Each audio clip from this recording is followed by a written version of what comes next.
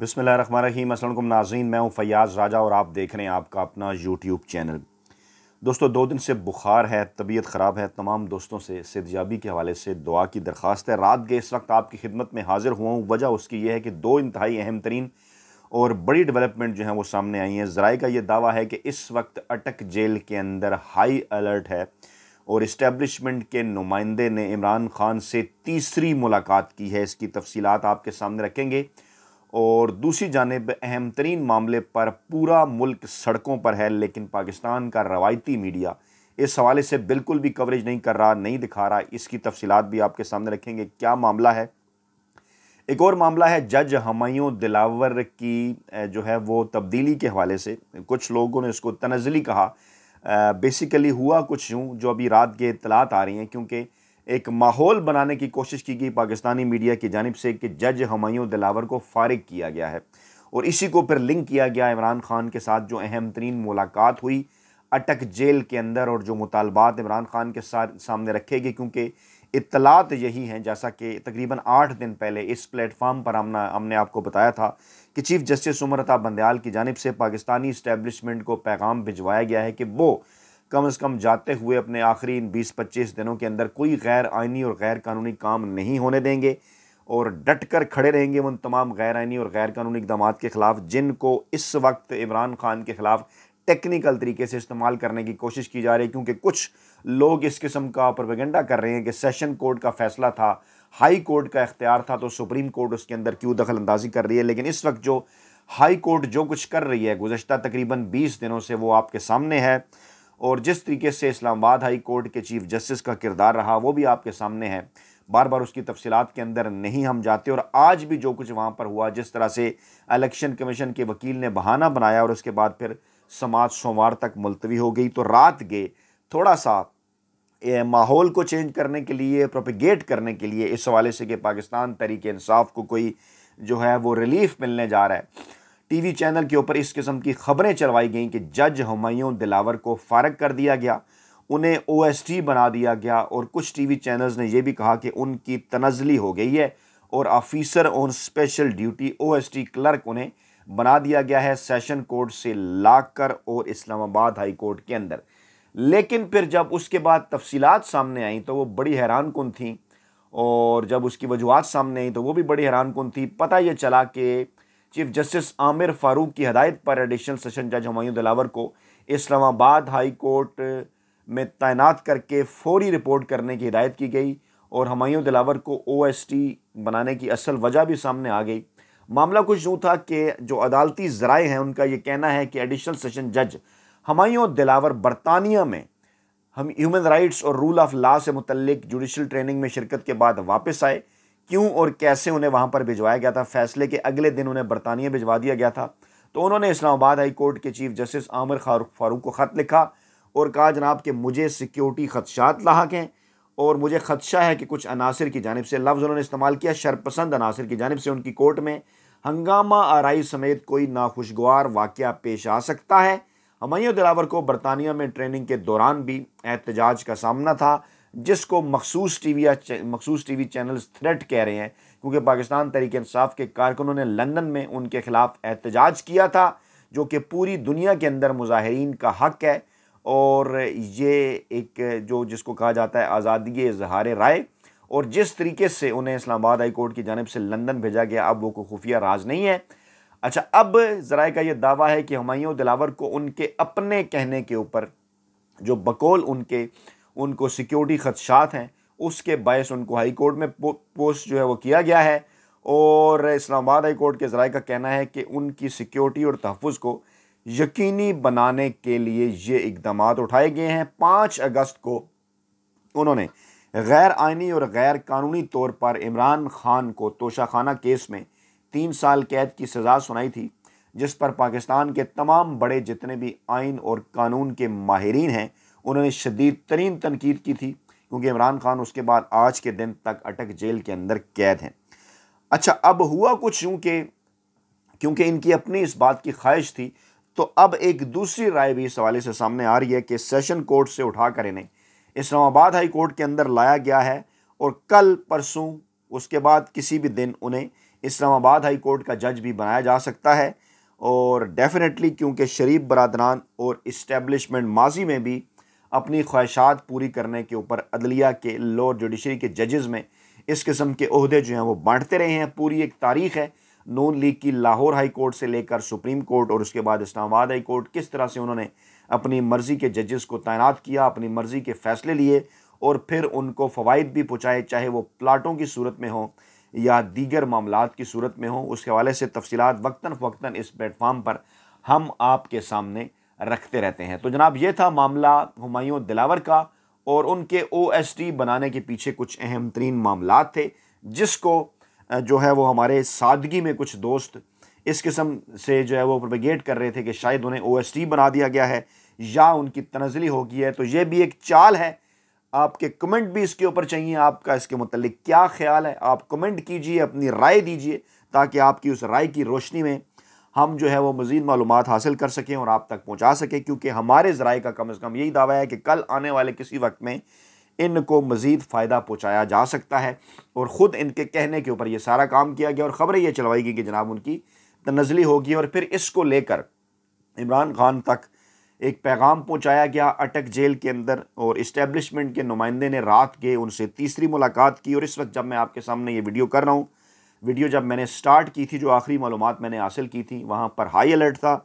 इमरान खान से अहम तरीन शख्सियत ने मुलाकात की है और एक बार फिर इमरान खान के सामने, इमरान खान के ऊपर दबाव बढ़ाते हुए वही अपना मुतालबा सामने रखा है। इसका बैकग्राउंड भी आपके सामने रखते हैं, क्योंकि नज़र आ रहा है इस्लामाबाद हाई कोर्ट कह चुकी, सुप्रीम कोर्ट ऑफ पाकिस्तान कह चुकी कि जज हुमायूं दिलावर से गलती हुई, जज हुमायूं दिलावर के फ़ैसले के अंदर गलतियां हैं। और ये जो अगला हफ्ता है, इसी हफ्ते के अंदर सुप्रीम कोर्ट ऑफ पाकिस्तान के अंदर भी इस अहम तरीन मामले की समाअत है। सोमवार के दिन इस्लामाबाद हाई कोर्ट के अंदर भी इस मामले की समाअत है। और chief justice of Pakistan justice Umar Ata Bandial वाजे कर चुके कि अगर इस्लामाबाद हाई कोर्ट की जानिब से आइन और कानून के मुताबिक इस मामले के ऊपर फैसला ना किया गया तो वो इंटरवीन करेंगे। अब इस दौरान वड्डे एंकर, वेले कलम निगार और मुलाजम सहाफ़ी ख़ास तौर पर इमरान खान के वकला के साथ अदालतों के बाहर बहस करके एक मखसूस किस्म का प्रोपेगेंडा करने की कोशिश कर रहे हैं। और ये कह रही हैं कि ये इस्लामाबाद हाई कोर्ट की डोमेन है, इसके अंदर सुप्रीम कोर्ट ऑफ पाकिस्तान क्यों मुदाखलत कर रही है। और ये बयानियाँ बनाने की कोशिश कर रहे हैं, जिसमें नवाज शरीफ भी, जिसमें मरियम नवाज भी, जिसमें जंग जियो ग्रुप भी, वड्डे एंकर, वेले कलम निगार और मुलाजम सहाफ़ी भी शामिल हैं।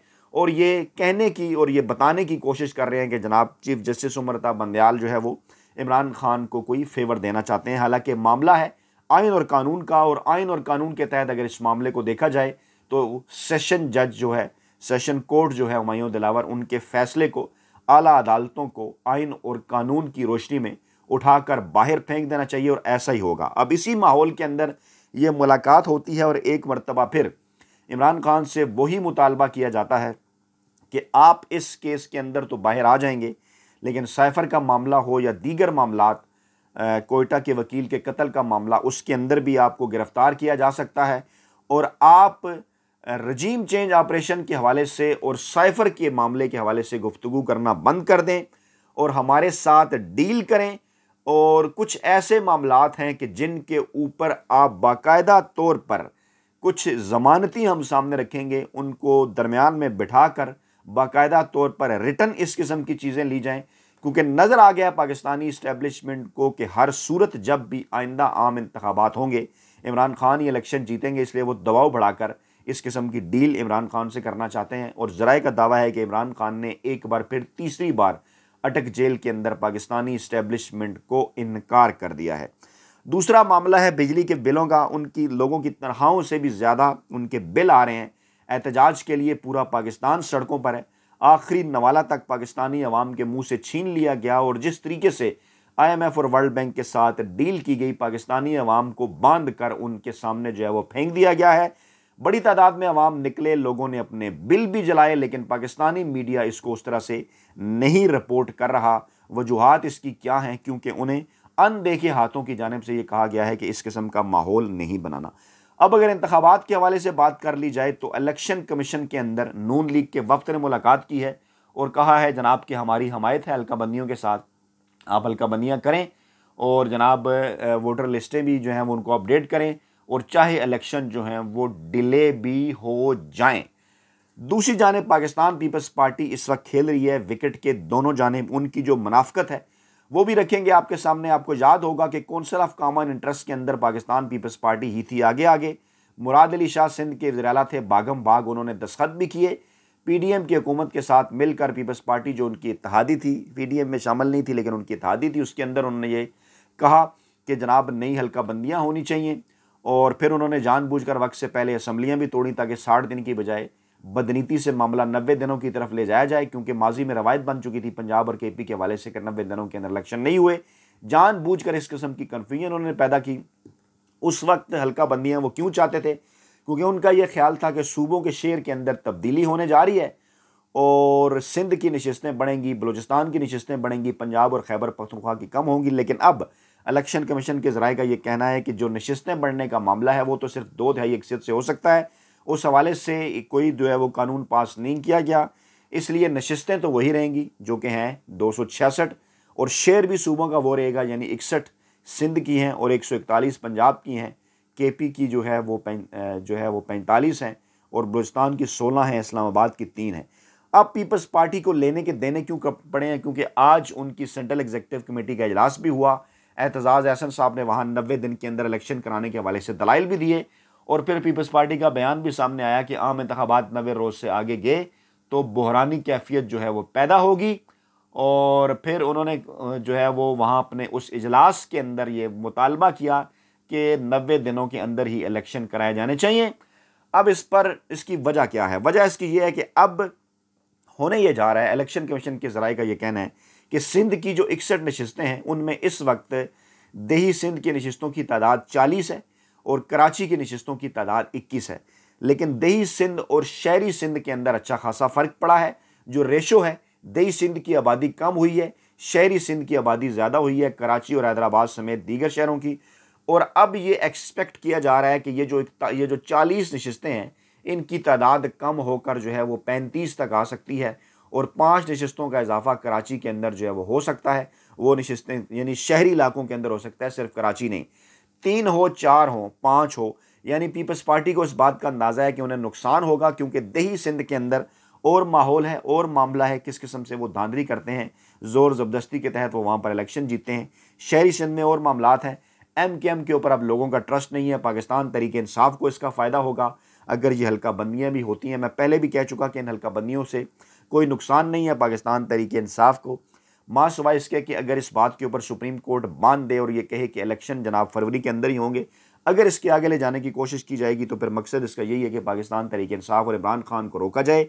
लेकिन इस वक्त पीपल्स पार्टी इस नुक्ते पर क्यों आ गई है, इस ये मुनाफकत मैं आपके सामने उनकी रखना चाहता हूँ। उम्मीद है आपको समझ आ गई होगी, क्योंकि पहले वो ये समझ रहे थे कि सिंध और बलूचिस्तान की सीटें बढ़ रही हैं, पीपल्स पार्टी को फ़ायदा होगा, इस्टेब्लिशमेंट भी यही चाहती थी। लेकिन अब सिंध के अंदर शहरी सिंध की सीटें बढ़ रही हैं, दही सिंध की कम हो रही हैं, जिसका पीपल्स पार्टी को नुकसान होने जा रहा है। तो अब इसलिए उन्होंने बदला है जनाब पेंतरा, और अब मामलात को वो मुनाफकत करके आप कह रहे हैं जनाब 90 दिन के अंदर इलेक्शन होने चाहिए। हालांकि खुद वो कौंसिल ऑफ कॉमन इंटरेस्ट के अंदर ये कह चुके कि नहीं जनाब 90 दिन के अंदर तो इलेक्शन नहीं होने चाहिए, पहले हल्का बंदियाँ होनी चाहिए।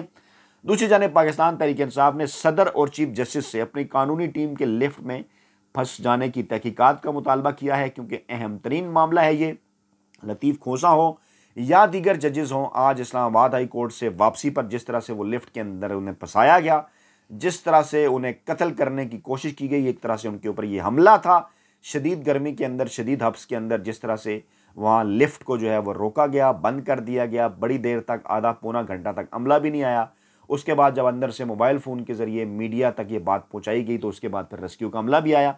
इस मामले के ऊपर तहरीक इंसाफ ने जो है वो मुतालबा किया है कि इस तमाम तर मामले की जो तहकीकात हैं वो जनाब होनी चाहिए।